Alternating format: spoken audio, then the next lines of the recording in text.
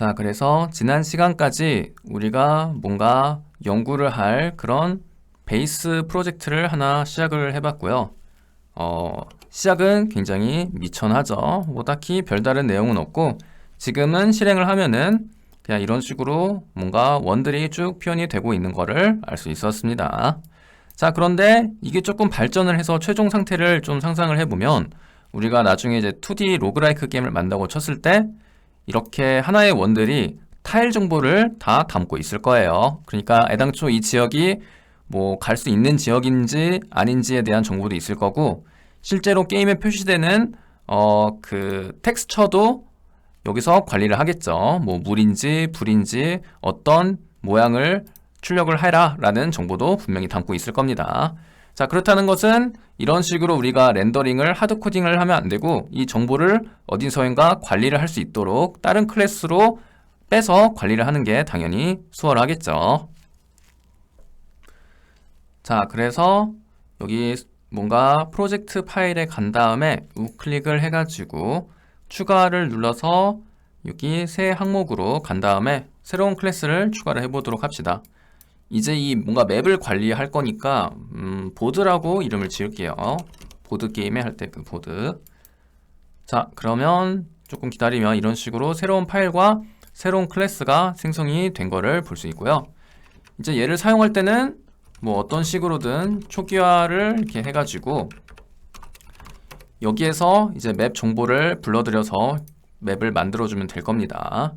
자, 그런데 아까 그 우리가 확인한 그 정보를 도대체 어떤 식으로 들고 있어야 될지가 이제 첫 번째 고민인데요. 가장 쉽게 생각할 수 있는 거는 뭐 일단 배열이 되겠죠. 이게 2차 배열이 될 수도 있고 1차 배열이 될 수도 있지만 뭐 예를 들면은 이런 식으로 배열로 들고 있는 게 첫 번째 방법이 될 거고 근데 사실은 배열 말고도 다양한 방법이 존재는 할 겁니다. 일단은 조금 이따 살펴볼 이 리스트 형태, 즉 동적 배열이 하나가 있을 거고 그 다음에 아직은 배운 적이 없지만 놀랍게도 링크드 리스트라는 데도 있습니다. 얘도 충분히 뭐 후보군에 들어갈 수는 있을 거예요. 자, 그래가지고 결국에는 프로그래밍은 제가 늘 강조하지만 데이터를 저장하고 그거를 꺼내서 잘 활용을 하는 게 그냥 게임이고 프로그래밍이라고 볼 수 있으니까 첫 번째 단계가 이제 온 거죠. 선택의 시간이 왔습니다. 우리가 데이터를 이 셋 중에서 무엇을 이용해야 될까? 자, 근데 뭘 이용해야 될지를 판단을 하려면 애당초 이 세 가지의 각각 특징과 뭐 장단점에 대해서 그냥 확실하게 이해를 하고 있어야 되겠죠. 그냥 뭐 찍어가지고 하나를 고르는 건 당연히 올바른 방법이 아닙니다. 그래서 이제 이 내용에 대해서 잠시 살펴보도록 하겠습니다. 자, 즐거운 이론 시간이 왔는데요. 우리가 아까 그 맵과 같이 뭔가 일렬로 쭉 나열된 형태의 데이터를 저장하고 싶을 때 사용하는 자료 구조가 바로 선형 자료 구조가 되겠습니다. 자, 그러면 애당초 선형이라는 새로운 용어가 나왔는데 자료 구조는 크게 선형 자료 구조와 비선형 자료 구조로 구분을 할 수가 있어요. 근데 선형 자료 구조는 그냥 굉장히 직관적으로 뭔가 자료를 순차적으로 쭉 나열한 형태입니다. 그러니까 뭐 배열, 연결 리스트, 스택과 큐 대표적으로 이런 아이들이 있는데 특징은 그냥 일렬로 하나씩 하나씩 나열되어 있다는 게 굉장히 중요합니다. 반면 비선형 구조는 하나의 자료 뒤에 다수의 자료가 올 수 있는 형태라는 차이가 있어요. 자, 예를 들면 우리가 은행에서 일렬로 쭉 줄을 서는 거는 이제 선형 자료 구조라고 생각을 할 수가 있고 반대로 예를 들면은 우리가 뭐 윈도우 탐색기에서 보면은 폴더 하나를 열면은 그 안에 파일들이 뭐 여러 개가 쭉 있을 건데 그렇게 일대 다 자료 구조를 표현할 수 있는 게 바로 비선형 구조가 되겠습니다. 그리고 비선형 자료 구조가 일반적으로 조금 더 어렵기는 한데 이에 대한 내용은 뭐 추후에 계속 나올 거니까 뭐 지금 단계에서는 그냥 뭐 받아들이고 통과를 하셔도 되고요. 자, 오늘의 주제 배열과 동적 배열 그리고 연결 리스트 차이에 대해서 본격적으로 알아봅시다. 그리고 뭔가 자료 구조와 알고리즘은 사실 그냥 책으로 복잡하게 외우는 거는 그냥 아무런 쓸모가 없어요. 애당초 이 학문 자체가 뭔가 실생활 문제를 해결하고 도움을 주기 위해서 발전한 학문이기 때문에 최대한 현실 상황에 맞게 계속 생각을 하면서 내가 이거를 어떤 식으로 언제 활용할 것인지를 계속 되새기면서 공부를 하는 게 훨씬 더 오래 남습니다. 자, 그래서 제가 이제 호텔에서 뭔가 방을 잡는 그런 개념에 비유해가지고 계속 예를 들어 볼 건데요. 일단 그냥 가장 간단한 형태인 배열부터 설명을 해볼게요. 자, 배열이라는 아이는 굉장히 간단한데 우리가 호텔을 예약을 할 때 그냥 우리가 사용할 방 개수를 고정을 해서 계약을 한다는 개념이 되겠습니다. 그리고 한번 계약을 할 때 절대 방 개수를 변경할 수 없다고 사인까지 하는 거고요.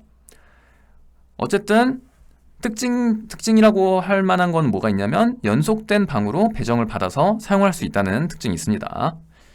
자, 그래서 우리가 예를 들면은 친구 3명이서 뭔가 호캉스를 가가지고 호텔 방을 3개를 예약하고 싶다고 했을 때 이왕이면 101, 102, 103호처럼 쭈루룩 이어진 방으로 잡는 게 뭐 여러모로 편하겠죠? 서로 왕래하기도 편하고 놀기도 편하고 바로 옆방이니까 뭐 크게 멀리 갈 필요도 없이 이리저리 왔다 갔다 하면서 놀 수 있으니까 굉장히 편리할 거예요. 자, 이게 배열의 기본적인 개념이고 장점입니다. 근데 당연히 모든 세상이 그렇듯 단점도 존재하겠죠. 단점이라 하면 당연히 아까 방개수를 고정해서 계약을 했다는 게 치명적인 문제라고 볼 수 있습니다. 그러니까 만약에 우리가 3명이서 잘 놀고 있었는데 어디서 연락이 와가지고 4번째 친구가 또 합류하고 싶다고 만약에 가정을 해보면 아쉽게도 우리는 방을 3개밖에 예약을 못했기 때문에 미안하게도 받아줄 수 없다는 상황이 되겠죠. 그리고 반대로 축소도 불가능하니까 이번에는 조금 안 좋은 케이스로 103호를 사용하던 친구가 삐져가지고 집에 확 가버리면은 자, 이 상황에 대해서도 우리가 대처를 할 수가 없죠. 103호 방을 이제 와서 뺄 수는 없으니까 그냥 그 방을 비싼 돈을 주고 지불을 했음에도 불구하고 그냥 빈 방으로 내버려 둬야 될 거예요. 자, 이렇게 뭔가 유동적으로 상황에 맞춰서 사용할 수 없다는 게 이 배열의 가장 큰 문제라고 할 수 있겠습니다. 자, 그럼 바로 뒤에 나오는 동적 배열은 뭔가 조금 여기서 더 좋은 게 있겠죠. 자, 그 다음으로 이제 동적 배열에 대해서 또 의논을 해보겠습니다. 자, 동적 배열은 일단 이름부터가 배열이랑 굉장히 비슷하죠. 그냥 말 그대로 동적으로 배열을 사용하겠다라는 뜻이 됩니다. 이거 말장난 같기도 한데 사실 이게 굉장히 핵심이에요. 동적 배열도 배열이다 보니까 일단은 연속된 방을 배정받아 사용하겠다까지는 동일합니다. 근데 아까 배열의 단점은 이제 확장이 불가능하다는 거였는데 이거를 조금 개선해서 그냥 호텔이랑 계약을 할 때 방 개수를 유동적으로 늘렸다가 줄일 수 있도록 계약을 하는 거죠. 자, 그러면 아까 그 친구 3명이서 호텔에 놀러 온 그 예제를 계속 들어보자면 친구 3명이서 나란히 101, 102, 103호를 사용하고 있었는데 여기서 4호 친구가 만약에 합류 요청을 했다고 가정을 해볼게요. 근데 우리가 가장 이상적으로 생각을 해보면 104호를 그냥 내주면 되긴 하는데 이게 문제가 뭐냐면은 104호가 이미 다른 손님에 의해서 선점이 되어 있을 수도 있다는 게 문제죠. 그러면 어떻게 해야 되냐면은 결국 간단합니다. 해답은 그냥 다른 방을 이용하도록 이사를 가면 돼요.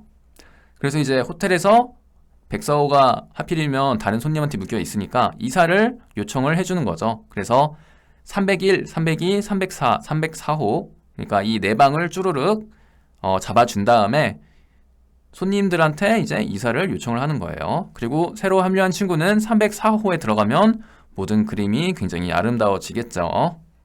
아름답긴 한데 여기서도 당연히 문제가 있습니다.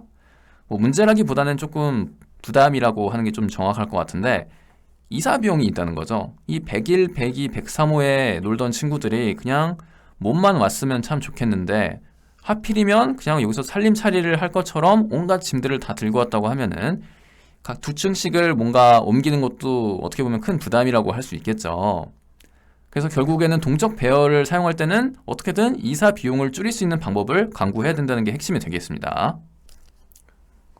그리고 상식적으로 이렇게 4명의 친구가 이제 놀고 있는데 또 한 친구가 또 합류한다고 가정을 했을 때 305호를 찾는데 또 하필이면 305호가 손님이 있다고 해서 이사를 한 번 더 가야 된다고 하면 이제 그냥 다들 열받아가지고 집에 갈 기세가 될 거예요.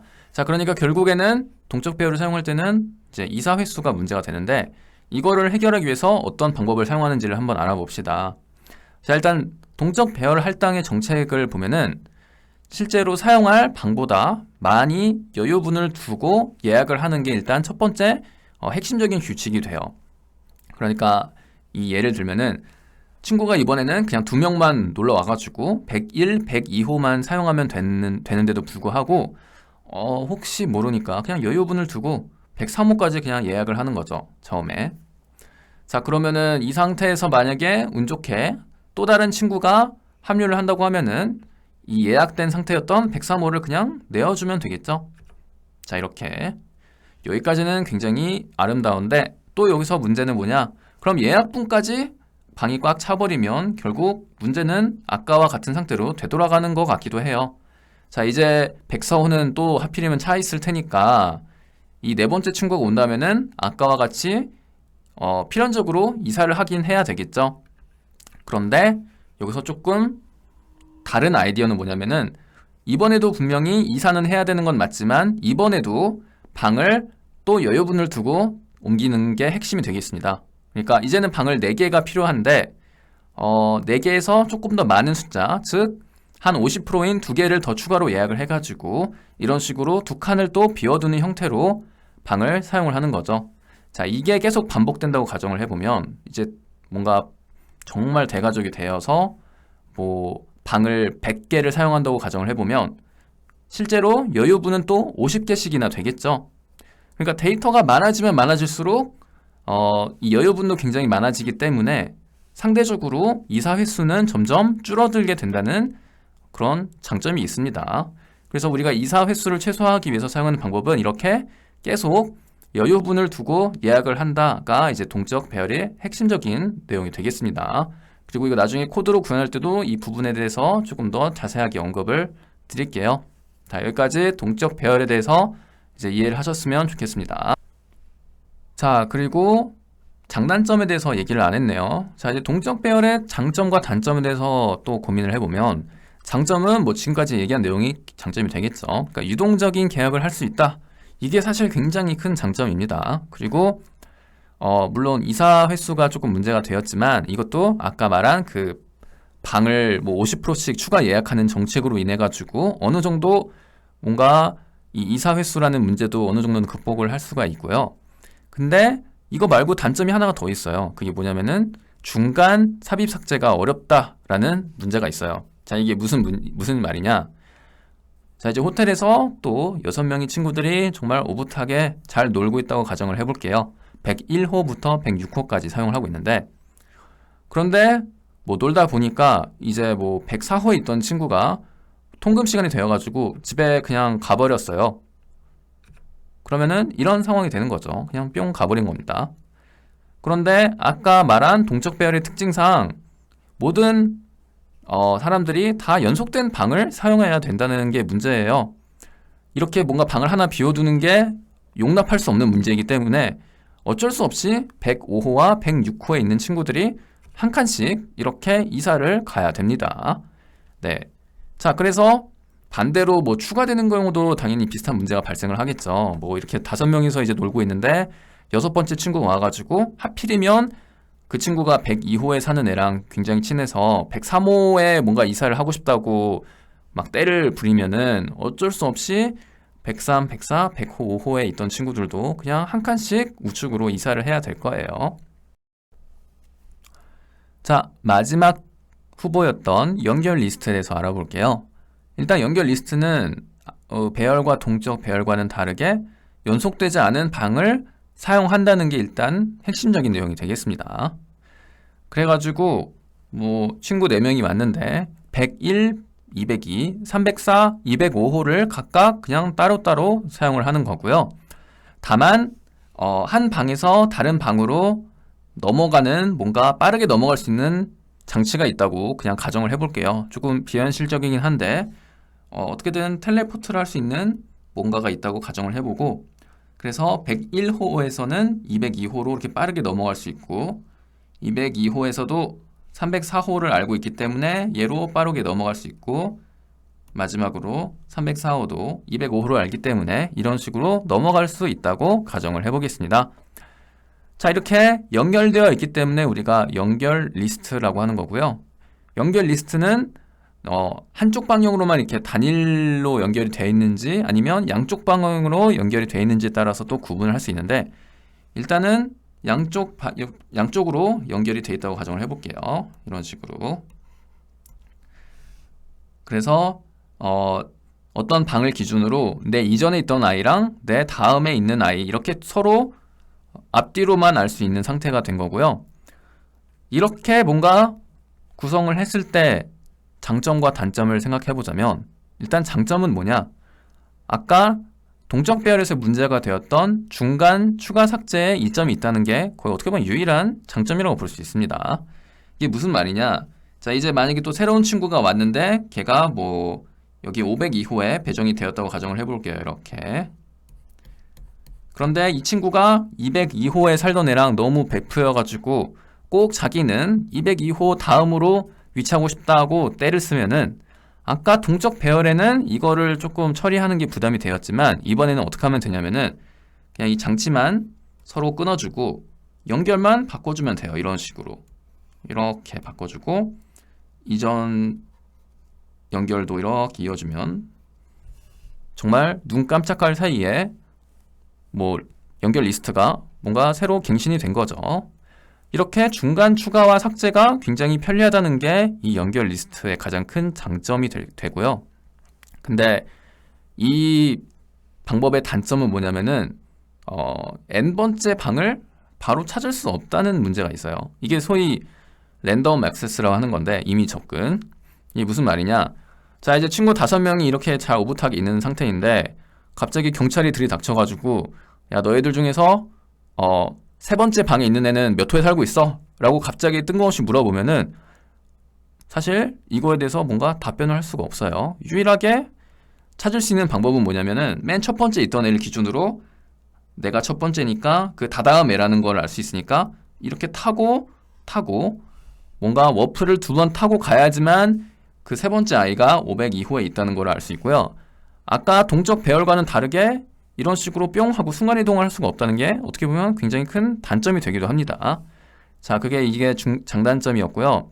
자, 그러면 아까 동적 배열에서는 이미 접근이 되었느냐라고 물어보면 이 케이스에서는 가능했죠. 왜냐면 모든 방들이 다 이어져서 있다는 거를 알 수 있었으니까, 이 상태에서 101호가 시작 방이라는 걸 알 수 있으니까 세 번째 친구는 어디에 있냐고 물어보면은 그냥 101, 102, 103이니까 무조건 103호에 있다는 거를 알 수 있었겠죠. 자, 그래가지고 이렇게 뭔가 이미 접근할 수 있냐 없냐도 경우에 따라서 이제 굉장히 큰 장단점이 되기도 하는데, 어쨌든 지금 단계에서는 연결 리스트 같은 경우에는 이게 중간에 있는 방을 바로 찾을 수가 없다는 것만 이제 기억을 해두시면 되겠습니다.